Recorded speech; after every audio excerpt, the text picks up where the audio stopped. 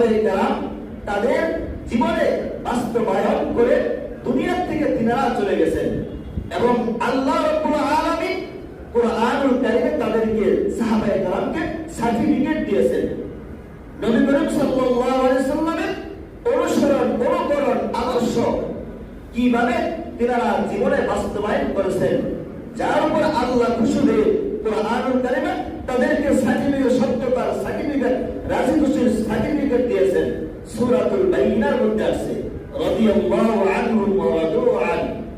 আল্লাহ তাআলা আয়াত নাযিল করে বুঝাইতে চাচ্ছেন যে দুনিয়ার মধ্যে আমার হাবিব, আমার দুস্তর প্রতি সাহাবায়ে কেরাম সন্তুষ্ট, আমি আল্লাহ রাব্বুল আলামিনও তাদের প্রতি সন্তুষ্ট। বলেন সুবহানাল্লাহ। এইজন্য নবী করিম সাল্লাল্লাহু আলাইহি সাল্লামের আদর্শ অনুসরণ এটা উম্মতের জন্য জরুরি।